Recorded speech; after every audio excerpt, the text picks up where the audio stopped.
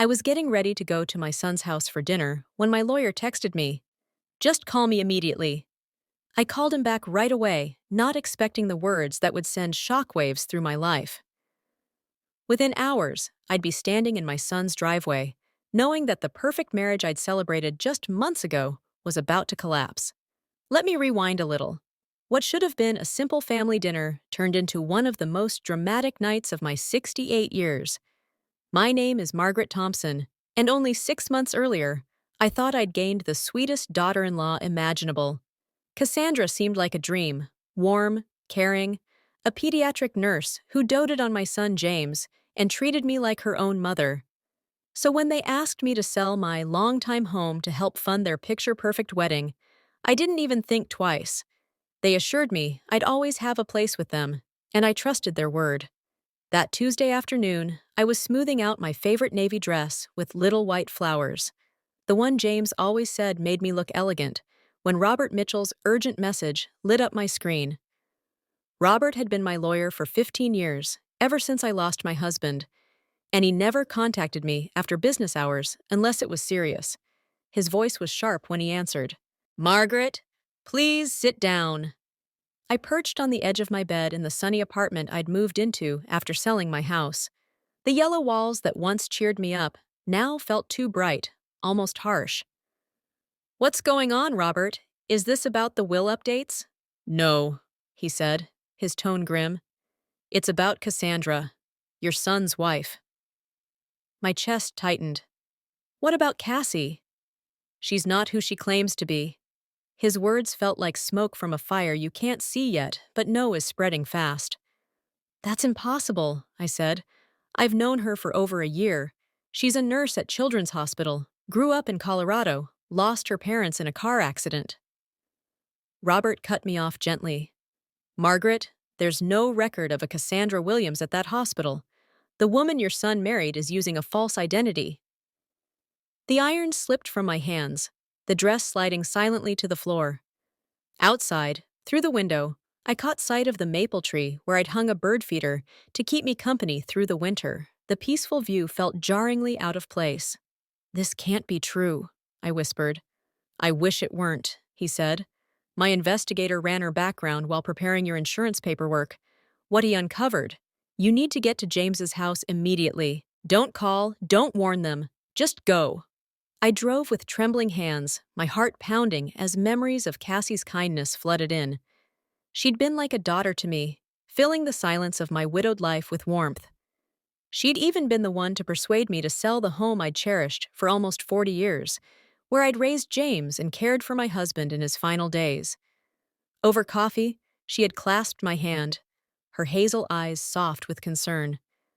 "Mom Thompson," she'd said, "this house is too much for you to handle alone, and the neighborhood's not what it used to be. Let us take care of you. You'll always have a home with us." Her words had been so comforting, so convincing, that I agreed. I had no reason not to trust her. "We're going to need help with the wedding expenses. I know it's a lot to ask, but if you sold this house, you could help us start our life together properly, and you could get a cute little apartment closer to us. We could see each other so much more often." That's how Cassie had convinced me. The wedding came to $47,000, and I'd given $35,000 from the sale of my home, the very savings I'd planned to live on for the rest of my life. But seeing James' face light up as he twirled his bride on the dance floor had made it all feel worthwhile, at least at the time.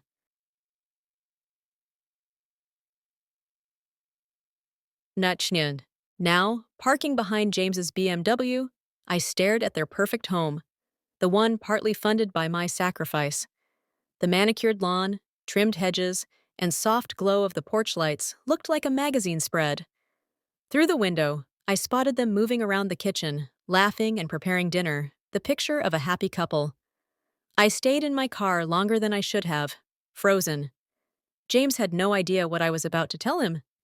In just minutes, I'd break his heart.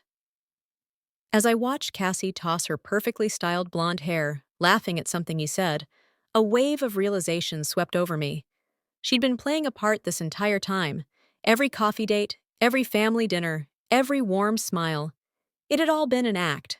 And I hadn't just believed her, I'd bankrolled her performance. The front door opened, and James's familiar grin greeted me as he wrapped me in a hug. No matter his age, 42 or not, he'd always feel like my little boy. Mom! Perfect timing. Cassie's making her famous lasagna, he said warmly. Inside, I immediately noticed something off. James looked exhausted, not just tired after a long day, but drained, as if the weight of the world was pressing down on him. Everything all right, honey? I asked softly as he led me inside. Just work, he muttered. You know how consulting is. He smiled, but it didn't reach his eyes. Cassie stepped out of the kitchen, looking flawless in a floral apron over designer jeans. Mom Thompson, I'm so glad you made it, she said, hugging me with the same effortless warmth that had once put me at ease. For a brief moment, I doubted Robert's words. No one could fake kindness like this. Could they? Dinner will be ready in 20 minutes, she chirped. Can I pour you some wine? I opened that Pinot Grigio you brought last time. As she disappeared into the kitchen, I finally took in the house properly. Every detail screamed Cassie's taste. James's football memorabilia? Gone. His father's antique clock? Nowhere. The beloved painting from our old home? Missing. It was as though James had been erased from his own life.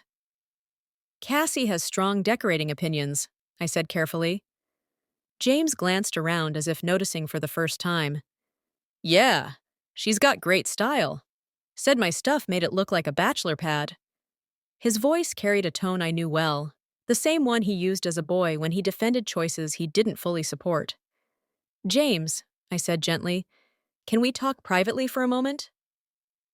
Cassie appeared almost instantly, as though she'd been waiting. Is everything okay? Everything's fine, sweetheart, I replied with a brittle smile. I just wanted to ask James about his work presentation. Her eyes narrowed ever so slightly, subtle, but enough for me to catch it this time. I was looking for cracks, and I was starting to see them. Actually, James said, I need to check something in my office anyway.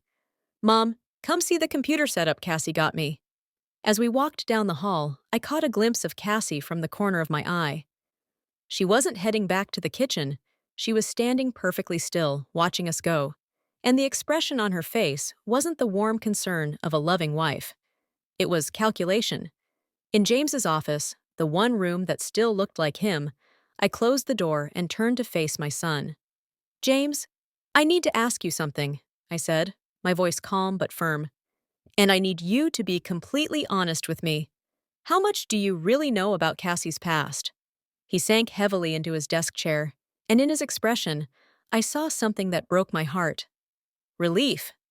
Relief that someone had finally voiced the question he'd been too afraid to ask himself. Why? He whispered. What's wrong? Answer me first, I pressed. What do you actually know about her background? James hesitated, staring at his hands for a long moment before speaking. She grew up in Denver, lost her parents in a car accident when she was 25, worked her way through nursing school, moved here 3 years ago for a fresh start. I leaned forward. Have you ever seen pictures of her family, her childhood home, her nursing school graduation? She says it's too painful to talk about, he murmured, uncertainty creeping into his tone. The accident was traumatic. Then his brow furrowed. Mom, what's going on? I pulled out my phone and opened the messages from Robert. James, my lawyer had his investigator look into Cassie's background while handling some insurance paperwork. I took a breath. There's no record of a Cassandra Williams ever working at Children's Hospital. The color drained from his face. That's impossible. She gets calls from the hospital, talks about her patients. When have you actually heard those calls? I asked quietly. James opened his mouth, then closed it again. His eyes widened as the realization hit. She always takes them in the other room. Says it's for patient confidentiality. Have you ever visited her at work? Met her coworkers? She told me the hospital doesn't allow personal visitors in the pediatric ward, he said, voice trembling. Mom, you're scaring me. I'm scared too, honey, I admitted softly. But there's more. Before I could continue, the sound of the kitchen timer cut through the tension, followed by Cassie's cheerful voice. Dinner's ready! James turned to me, his eyes full of the same uncertainty I'd seen in him as a little boy, when playground bullies made him doubt himself. What do I do? He whispered.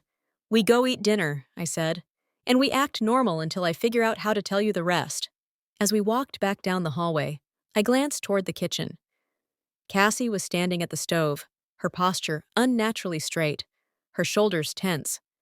She'd heard more of our conversation than she was letting on. I could see it in the way she held herself.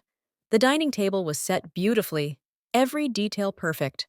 Polished silverware, cloth napkins, and fresh flowers in a crystal vase.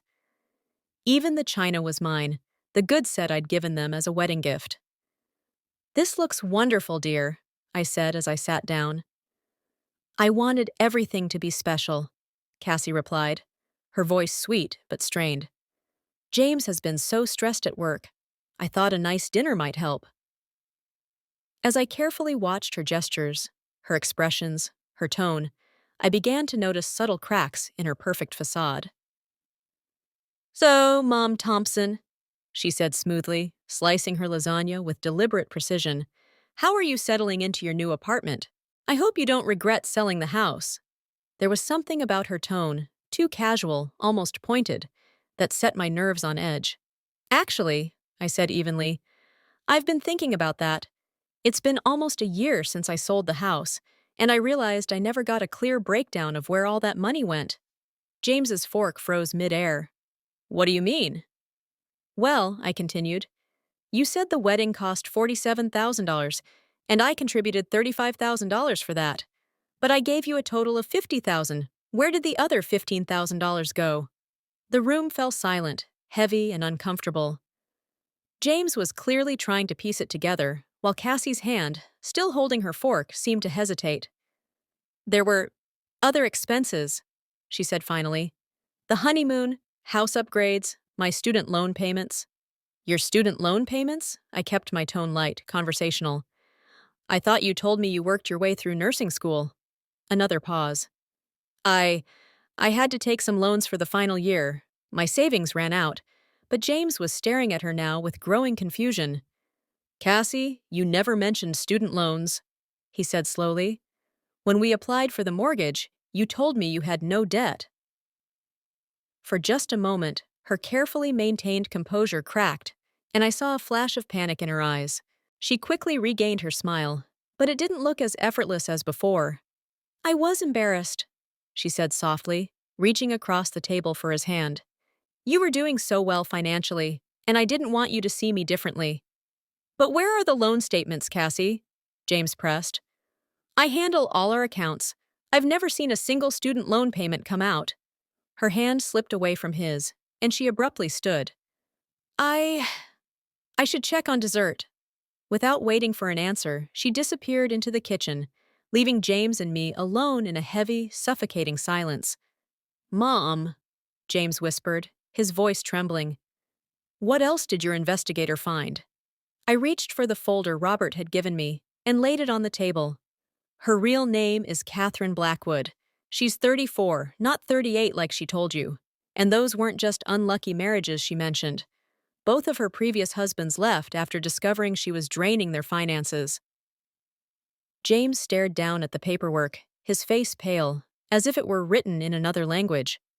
This can't be real. The woman you married is a professional con artist, I said quietly. She seeks out wealthy or successful men who are lonely, widowed, or vulnerable. She studies them, becomes exactly who they want, marries them quickly, and then drains them dry. From the kitchen came the clinking of dishes and running water, a scene that should have been comforting, but instead made the hair rise on the back of my neck. I was certain she was listening. And that missing $15,000 from my money? I continued softly. She didn't spend it on school debt or the house. She wired it to an account in Phoenix under her sister's name, her supposedly dead sister, who died in that tragic car accident. James shook his head slowly, like a man trying to wake from a nightmare. But she loves me. I know she does. Honey, she's just very, very good at what she does, I said gently. The kitchen had gone eerily silent. James noticed it too and turned toward the doorway. Cassie? You okay in there? No answer. A chill went through me. James, where does she usually keep her purse? On the counter, by the door. Why?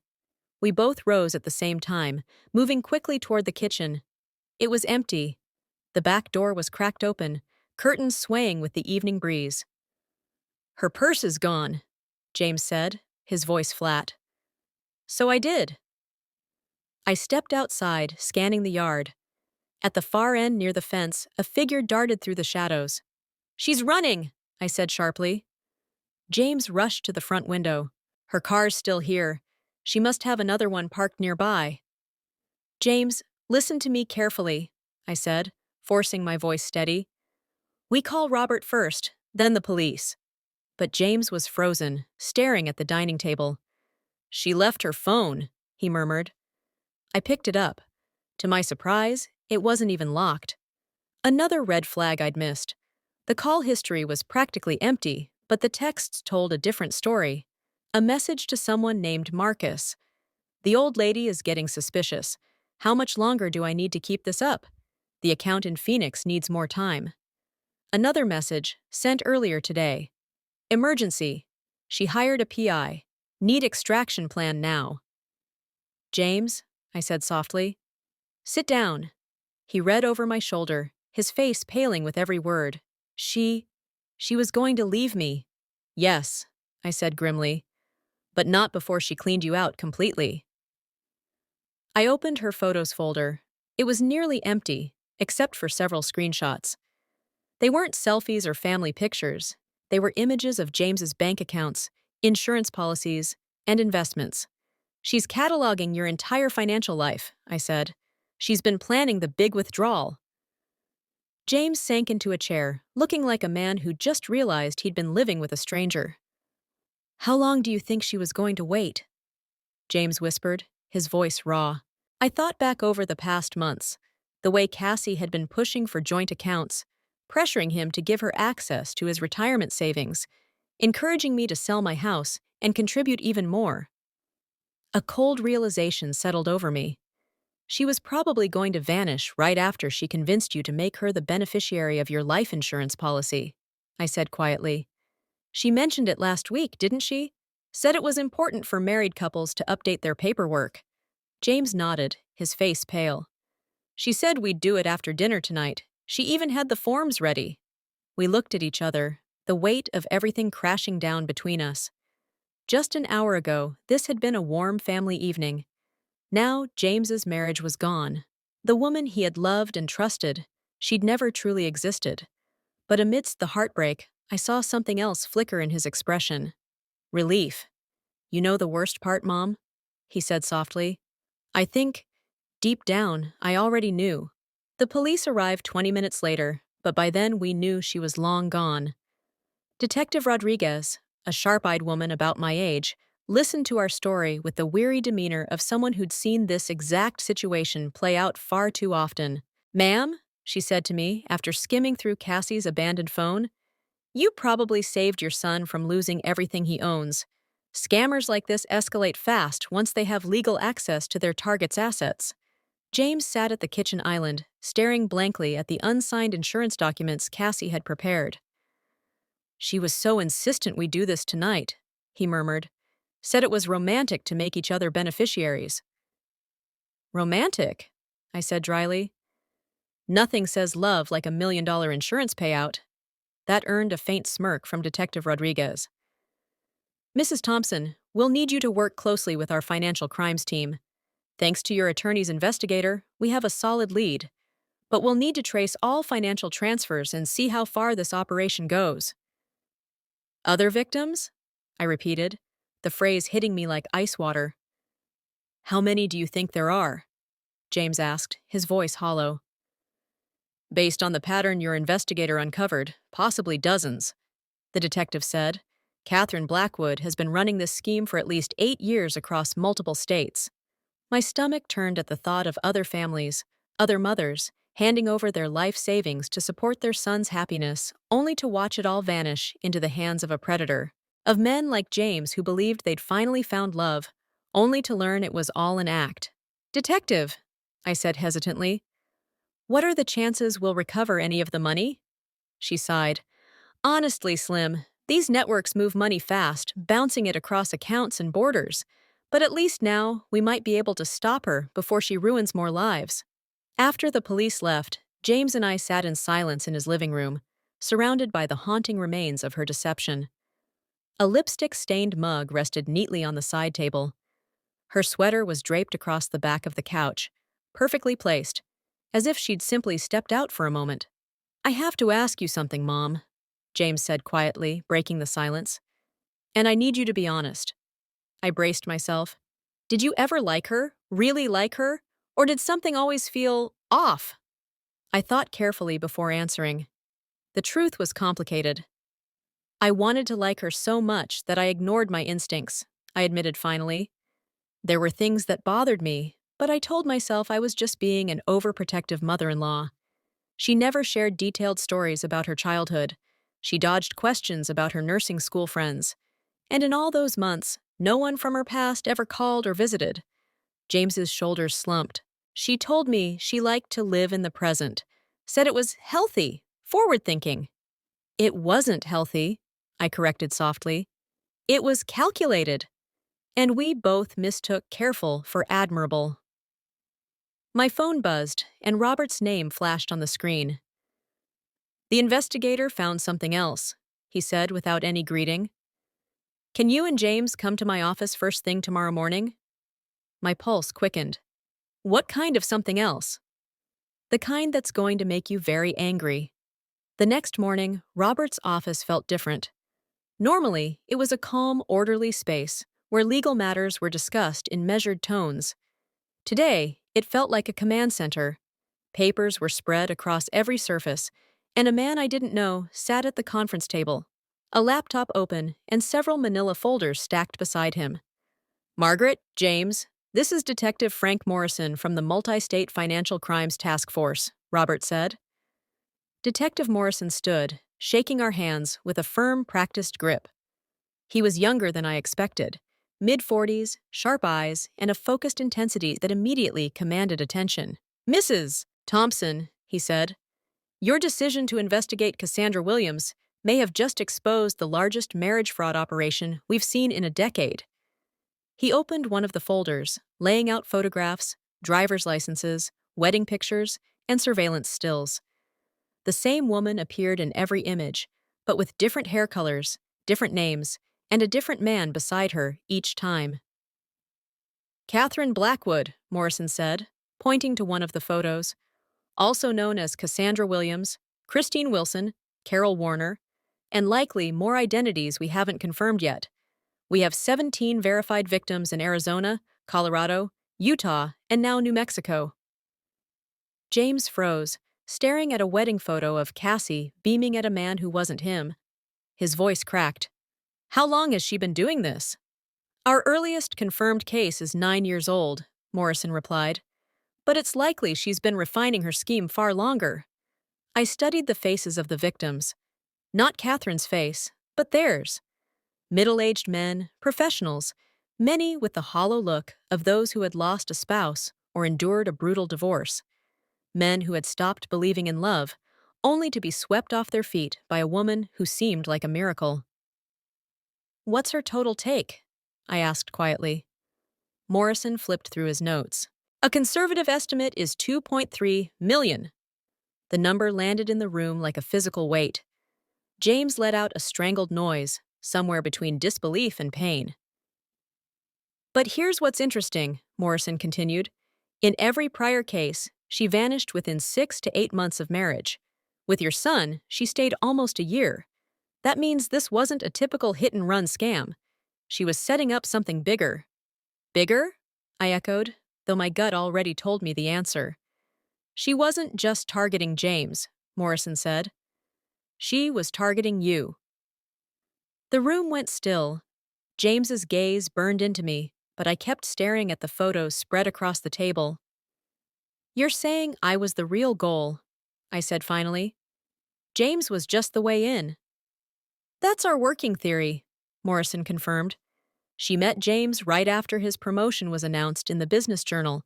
She dug into his family background, learned about your late husband's insurance payout, your property's value, and how close you are to your son. I thought back to all the times Cassie had casually asked about my retirement plans, about whether I'd leave James an inheritance or enjoy my savings while I was still alive. I'd believed she was just thoughtful. In reality, she'd been studying me like prey. "So what happens now?" James asked, his voice heavy. "Now," Morrison said, leaning forward. "We set a trap." "Absolutely not," James said instantly, his hands gripping the table. "I won't let my mother be used as bait for this woman." "It's not your choice," I said calmly, surprising even myself with how steady my voice was. "It's mine." We were still in Robert's office, but the atmosphere had shifted from information gathering to strategy planning. Detective Morrison had outlined his proposal. Use me to lure Catherine back into contact, hopefully catching her in an attempt to access more money. "Mrs. Thompson," Detective Morrison said firmly, "I understand your son's concerns. This won't be without risk. But based on Catherine's track record, she's unlikely to let go of what she believes is unfinished business." "What makes you think she'll come back?" James challenged, tension in his voice. Robert slid a folder across the table. "Because she never managed to reach the real goal. Margaret, show him your bank records." I'd brought the documents at Robert's request, though I hadn't known why they'd be relevant. James scanned the numbers, confusion crossing his face. "Mom, this says you still have over $300,000 in savings and investments. I thought the money from selling the house was almost everything you had." I met his gaze evenly. "I let you believe that because I didn't want you to feel guilty for accepting my help. Your father's life insurance payout and our retirement funds were substantial. The house money was just extra." Detective Morrison nodded. "Exactly. Catherine spent nearly a year laying the groundwork to gain access to this. She won't walk away from $300,000 without trying again." "But she knows we figured out her scam," James said quickly. "Does she?" I countered, thinking it through. "She ran when she overheard us talking, but she doesn't know what we uncovered or what evidence we have. For all she knows, we just had doubts." Morrison smiled. "Precisely. That's where you come in, Mrs. Thompson. We'll let her think she still has a chance." The plan was deceptively simple. I would contact Catherine through a mutual acquaintance, a nurse from the hospital where she'd pretended to work, part of her elaborate web of fake references and fabricated employment histories. My message would be carefully worded, expressing hurt and confusion over her sudden disappearance, but not accusation. "You'll play the caring mother-in-law," Morrison explained, "a woman worried about her son's happiness. You'll act like maybe James upset her somehow, and you just want to fix things. If she bites, she'll likely come back with a story that paints James as controlling or abusive. She'll make herself the victim, but she'll say she still loves him. That will open the door for her to come back, and to try again." I thought of the woman who had sat at my son's dining table, smiling sweetly as she handed me a plate of lasagna, who had called me Mom Thompson with tears in her eyes when James proposed. How much of that carefully crafted performance would she reuse to get her hands on my money? "There's something else," I said quietly. All three men turned to me, waiting. "Last week, Cassie asked me about my estate planning," I revealed. "She said she was worried about James's security if something ever happened to me. She wanted to know if I'd considered adding provisions in my will for his spouse." Morrison's eyes lit up. She was setting up the endgame. "I think she was planning to stage an accident," I said, my own words sounding unreal. "Not right away, but eventually, after she secured James's assets and made herself my beneficiary." The silence that followed was deafening. James had gone pale. "Mom, you can't do this," he said hoarsely. "It's too dangerous." I reached across the table and took his hand.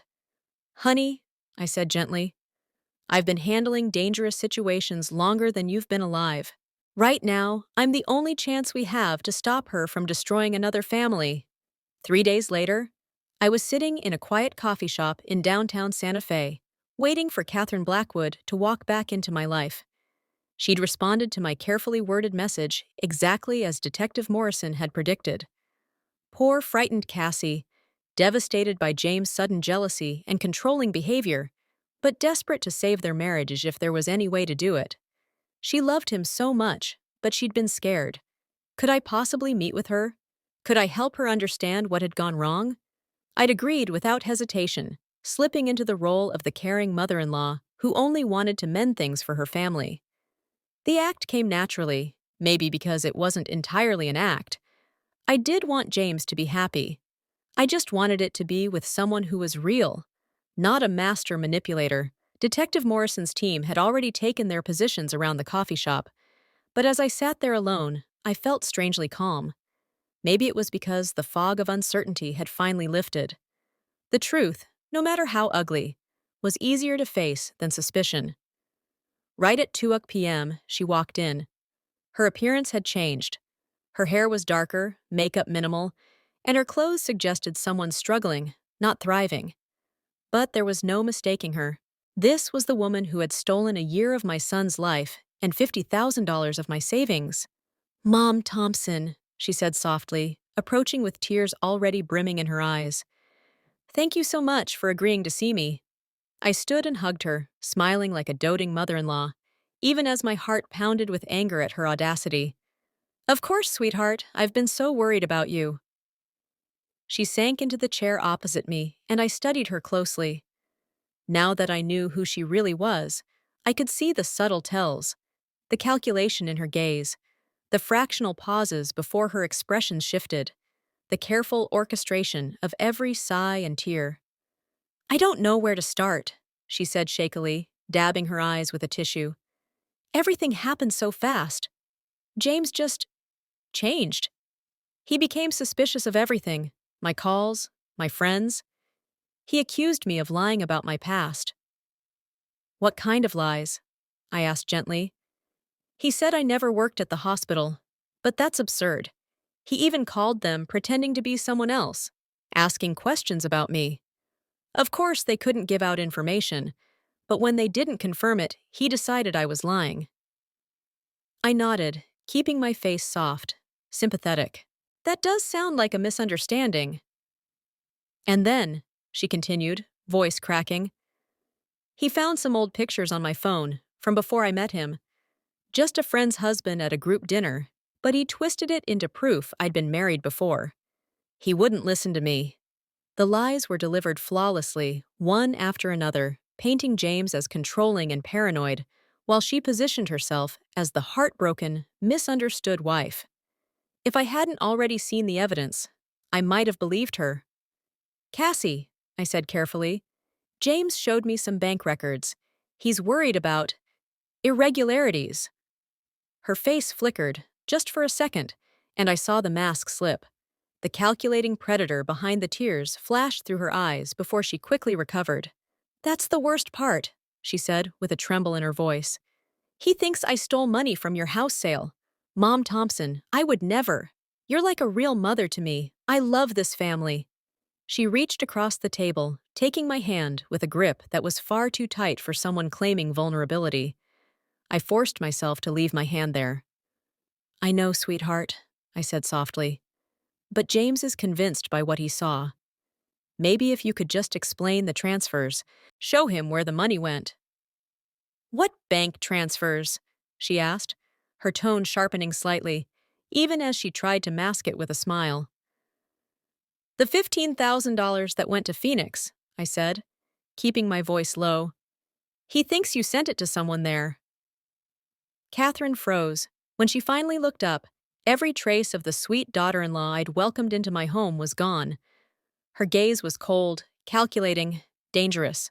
How much do you really know? She asked, her voice stripped of all warmth. I smiled, really smiled, for the first time in this entire nightmare. Everything, Catherine, I said evenly. We know everything. The transformation that followed was chilling to watch. In seconds, Catherine Blackwood shed her disguise. Gone was the vulnerable, tearful wife. In her place sat the predator Detective Morrison had described. You have no idea what you're dealing with, she said, her voice low and dangerous. That money is gone, and there's nothing you can do to get it back.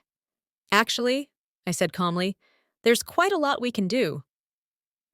I gave a subtle signal, and Detective Morrison appeared at our table like a shadow stepping into the light. Two more officers moved in at the exits, closing off any escape.